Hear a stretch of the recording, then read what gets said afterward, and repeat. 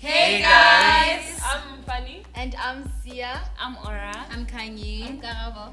And I'm Tando.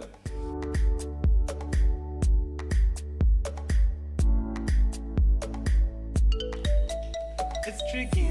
It's tricky because, okay, so that's looking at it from a world's perspective. Because now when you look at it from a Christian perspective, now the game changes completely. Because the Bible, the Old Testament also wasn't very pro-woman empowerment. But also, that's not an issue with the Bible. That's an issue with the time they were living in. So I think then we also have to take the Bible and apply it to the time we're living in now. So how does that apply now? So does that still look like a woman wearing a doek and a skirt and cleaning the house? Or what? Because you're saying you can't agree with feminism because of your Christian beliefs on equality. So then, okay, well then talk about that. Like what does that look like for you then? Like what do you believe? I feel like it's not because like you said in the Bible, there are situations where it's like, no, that is not okay, It's because she's a woman, she does not deserve that type of treatment. Yeah. But at the same time, it's like a woman was made to nurture and to care for her man and for her family. So as soon as I'm going against that, it's like I'm saying, no, I'm not going to do that. My husband will do that. And it's like, no, that's not how a household is supposed to look. You know what I mean? Sure. Like, you're not going to see the man sitting there breastfeeding the child. Come on. You know what I mean? Because as soon as you go against those things, then it's like you're saying, oh no, then if I can do it, he can do it, so he must breastfeed, he must give birth to the child. Certain things you can't go against, but you're trying to. Yeah. You know what I mean? So in that case, I would be like, no, it's my role as a woman, as a wife, to nurture, take care of my man, my family. You know what I mean? But then now I'm like, no, equality, so you do the same thing. And it's like, how? But you see, now they're misusing it. Exactly. So it's like we have to do everything. If you're not doing it, then nothing's happening. You see? Yeah. So, yeah, 50-50. I feel like it is our role, but then at the same time, we have the man has to be considerate for the wife. Like, okay, my wife is from work. She takes care of the kids and everything. Now, I see that she's tired. Let me cook. Yeah. You see, it doesn't always have to be a case of, no, like, I'm a wife. I have to. No matter how tired I am, I have to. Because, like, one thing I've seen from my mom, it causes a stress bubble. And I don't like that.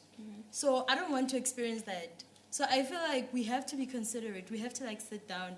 Like, even the husband has to say, like, yo, my wife, she's tired, she's been working, and like, no, I have to be considerate. Let me just clean at least. Let me just wash the dishes, Nyana, just to... We need to move. Like, as Ntanda said, we really need to, like, move with the times as well. Because can't be like, yes, the Bible says, but we've been moving with the times. We see it in church. Got projectors now. We're moving. Exactly. Like, we're just moving with the time. Knowing that men are protectors, so then if there's like a burglary, you can't be like, hey yo, there's a trophy. Hey yo, feminist. Go sort him out. So I'm a feminist. I believe in women empowerment, but I know that we're equal in God's eye. We agree with, right?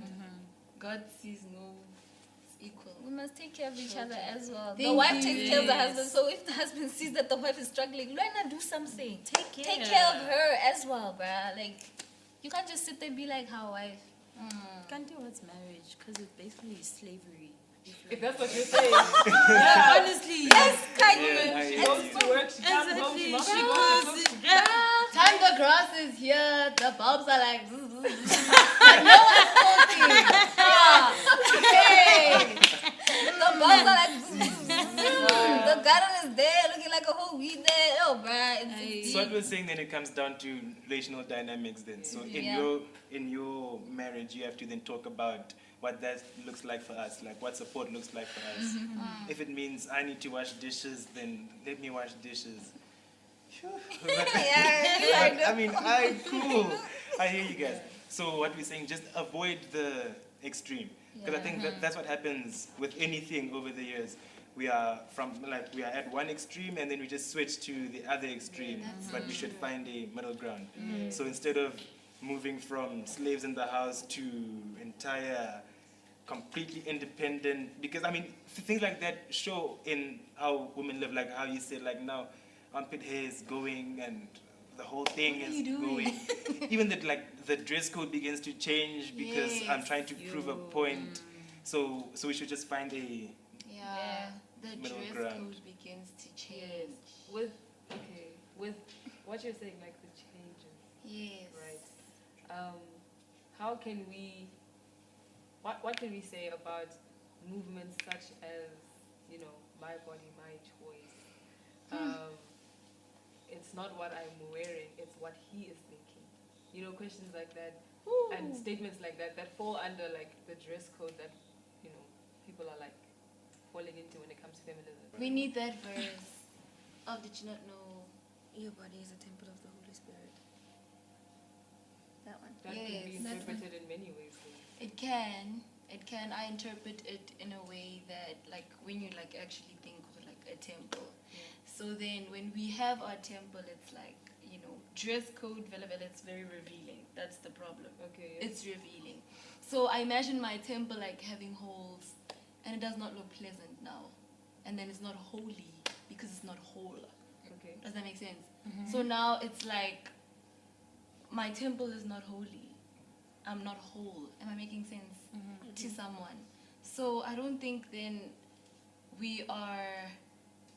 I'm looking for a word for the temple. I don't think the temple is protected. It's not cared for. It's not well managed because of the holes, which is the revealing part. But like, okay, we can like do it's not, we don't like necessarily have to like wear those long things that are baggy and everything. Like you can be dressing like appropriately, ne? You're covering all the things and everything. But like boys will be boys, ne? The mind will go beyond and they'll see things. It's true.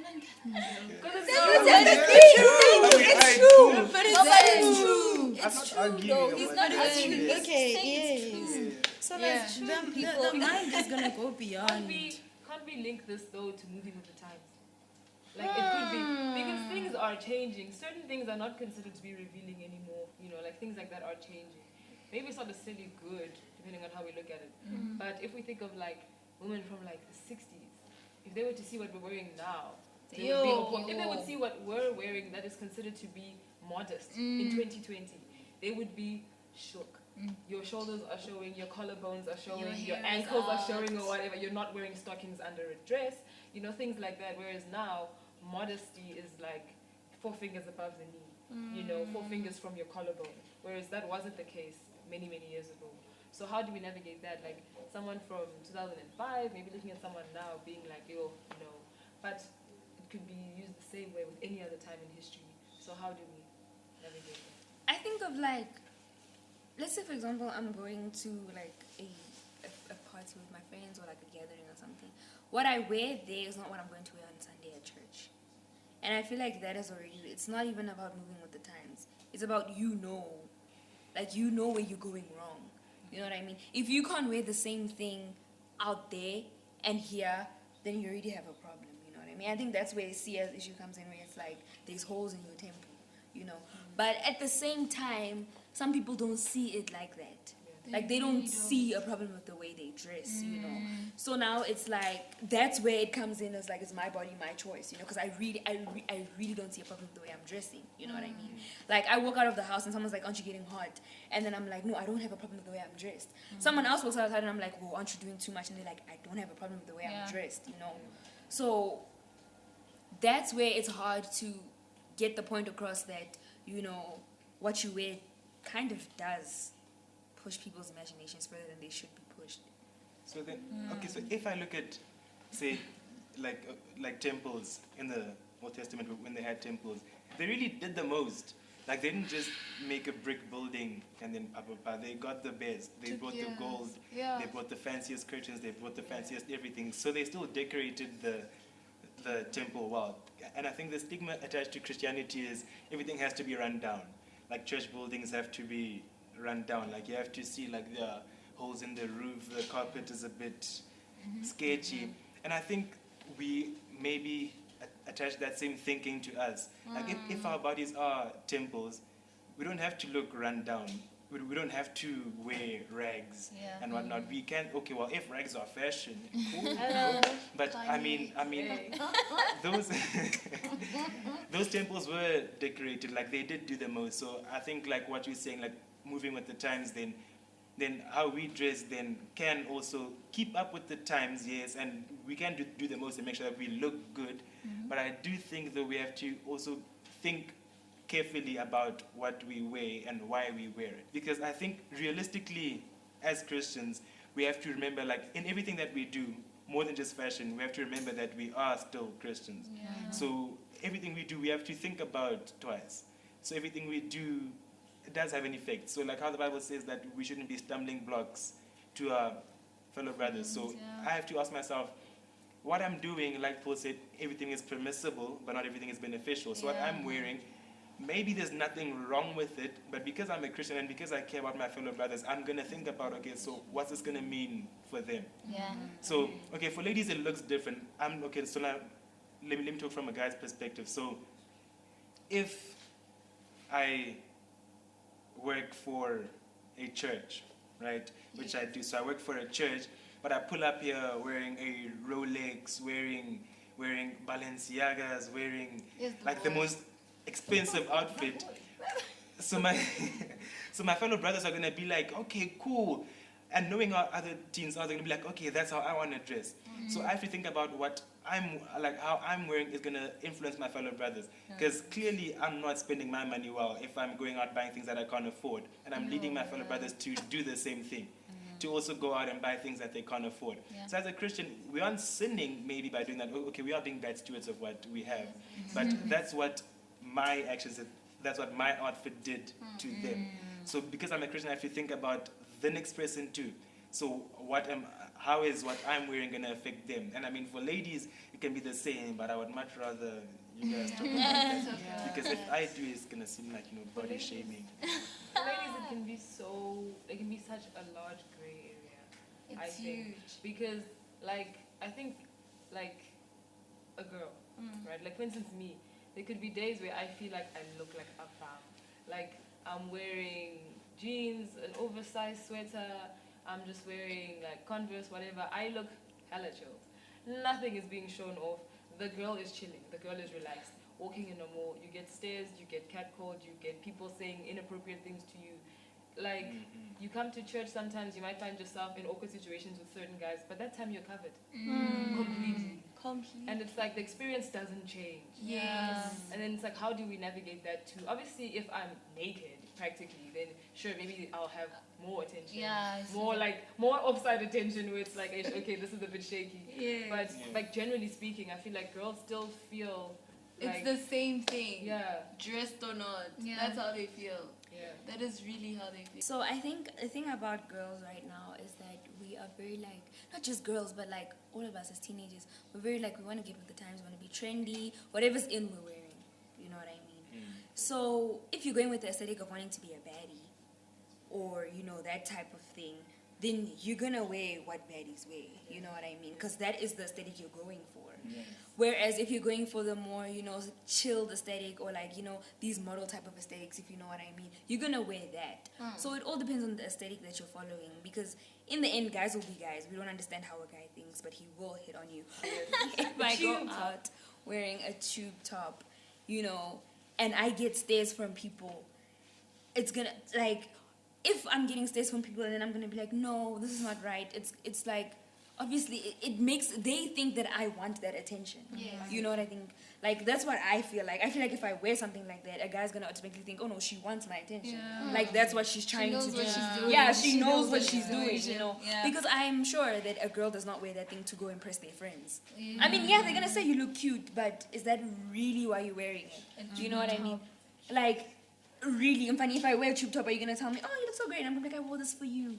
I mean, you wouldn't say that to a guy either, but... You wouldn't, but in the end, it's you're showing something, But I will say that I think we do realize that we get more negative attention when we are dressed more revealing. Like when we're wearing more revealing clothing, you hear things that are a bit more hectic.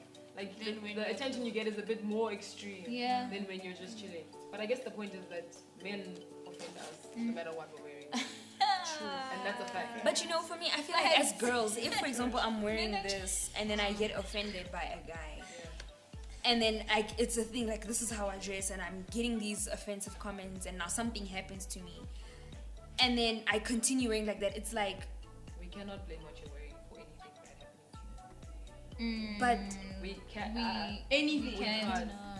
We cannot blame a way a girl is dressed for like sexual assault or rape or whatever the case. But you Well, can that blame the guy negative comments. decided to do that. No. Negative comments for what? We're not blaming anyone for anything. Girls will wear whatever they want to wear. I'm just saying that like you need to understand that sometimes your actions do create other reactions. Men will say things sometimes, men will do things sometimes. But if a man wants to rape you, he's gonna rape you no matter what. Facts. No, but it doesn't matter what you're wearing when he wants to rape you. If he sees you, like, babies get raped. bruh, Old women get raped. bruh. It's all on them. Like it's just. It's all on the men. I feel attacked. I mean, okay, sure. It really sure. is. And there really is a girl out there who's like, you know, don't tell me what to wear, just tell them to act right. But they're not acting right, so be careful what Yeah, you do. but be Like careful what you because wear. they That's really just are not what it is. acting right, so be careful out there. if you're gonna go somewhere, you know that's a bit dodgy, and you're gonna wear something that you know is gonna attract attention, you have to compromise your outfit. Like you can't go there. You know where you're Yeah, you have going, to be safe, and you know it's a bit dodgy there. But then you still want to wear what you're wearing. It's like I'm not saying wear because of men can't control themselves, but you have to be careful. You have to put yourself first. You can't now get raped and then be like, but the men. It is the man though. It is, but still. Yeah, like don't be be safe, safe, but be safe. Is Yeah. the moral of the story. Yeah. So I think that wraps up today's discussion. I really hope you guys enjoyed this chat. Let us know how you feel about this discussion below, and also don't forget to like, comment, and subscribe. Bye.